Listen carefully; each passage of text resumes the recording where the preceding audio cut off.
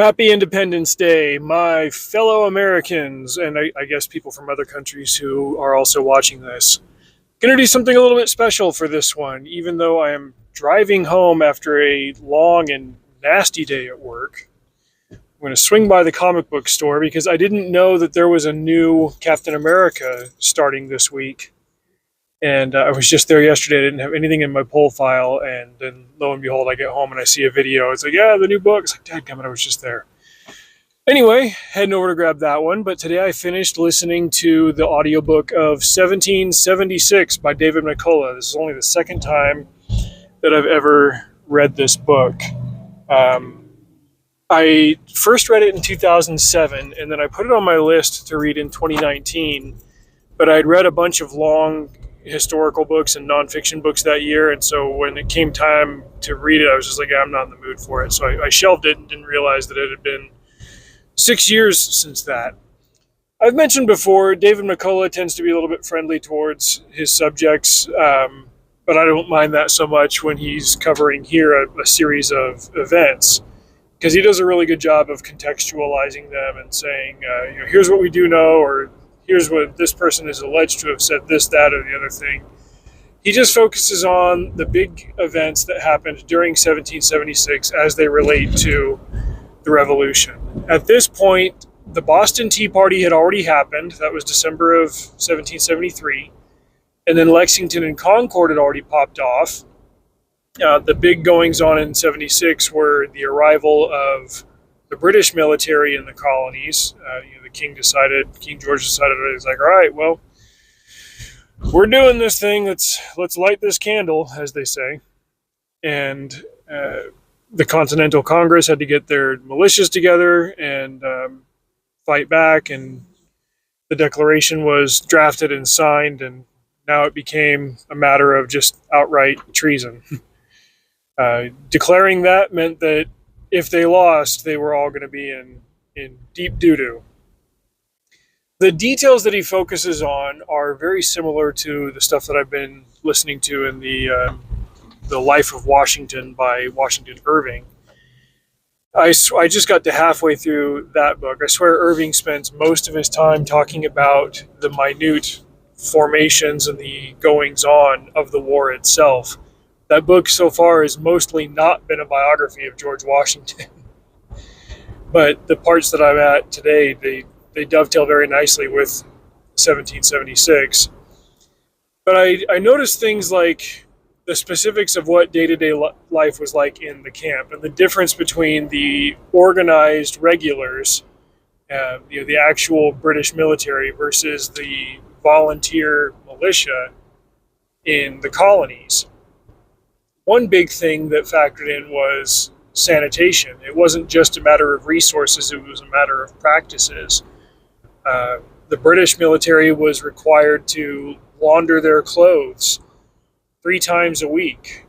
Or no, they'd launder once, but they had to change their shirts every 2 days, then do their laundry themselves unless they had a woman to do it for them. Whereas the Americans kept getting sick because of poor sanitation practices and poor personal hygiene. Open sores, lice, all that stuff. There was one officer who even saw a man whose sores were so bad that he couldn't clean them without making them bleed. And he was covered in lice, and his clothing was all ratty and everything. And this officer later realized that this man was his own brother. He didn't recognize him. He was in such a sad state. That was how hard these men pushed themselves and wore themselves down in the cause of securing their independence.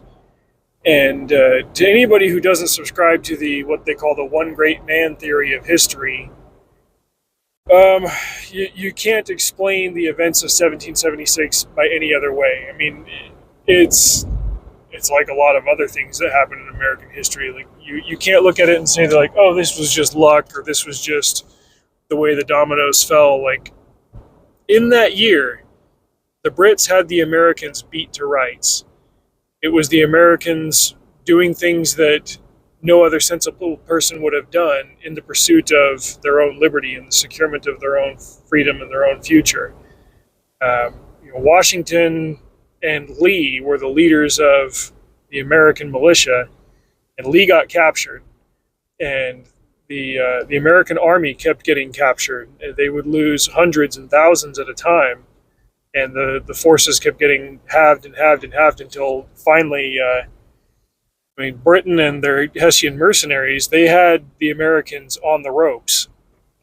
And man, like, Washington was really committed to the idea of victory or death. Like, we either do this, we either die out there on the battlefield, or that's it. Like, there's nothing more important than this for our own future. And that's what led him to commandeer boats and cross the freezing Delaware on Christmas to go get a sneak attack at Trenton and kill off the Hessians that were there waiting to kill them. I also thought it was fascinating. This is an idea that I've read about in other contexts, but I want to explore it further. But we know that this was one of those eras when warfare changed and the type of things that people were willing to do, not just on the battlefield, but in the course of pursuing an advantage over their enemies. This was a changing thing. People put a very high premium on honor and reputation and on their integrity, to the extent that spycraft was very highly looked down upon, and you could even become a bit of a social outcast. Like, there was a stigma to the kind of person who was a spy. Like, you just wouldn't do it because it would ruin your reputation in popular and even polite society. Like, in your community, why would people trust you if you're so willing, as a matter of your trade, to lie and to steal secrets? I think I watched the first season and part of the second season of that show called Turn, which took some liberties with the actual facts of history for the sake of a fictional narrative. But it did capture that sentiment really well. The cost of being a spy. There was even a line in the opening theme song, "Soul for Sale." That was the way that at least the genteel classes regarded honor and integrity. This is not something that you do, but they kind of had to get comfortable with that in order to gain an advantage over a foe that had every superior resource at its fingertips. This was the genesis of America. People doing what they needed to do, paying whatever price they needed to pay to secure their freedoms. This isn't just something that we get poetic about. There was a very real cost to it. And 1776, while it was a book that talks a lot about, much in the same way that Irving does, the physical movements of the war and the names and the dates and the places, beating behind the scenes, like the true heart of it all, is the inescapable fact of why they were doing this, the reason that they were doing all of this, the odds that they were up against. We like to be a bit of a United States proud crowd and wave our flags and look at all of our farmers that kicked the butt of the most powerful military in the world and all that stuff. It's weightier than that. And we, as the descendants of that legacy, we have a duty to take care of it and to be responsible for that, to be worthy of what was done by those who came before. Here's me waxing a little bit poetic on Independence Day. Do what we must to retain our independence. I will remember what I said in one of those Writing with G-Dub videos that I did, where George Washington was far less concerned with GDP number go up than he was with securing the independence and liberty of his people.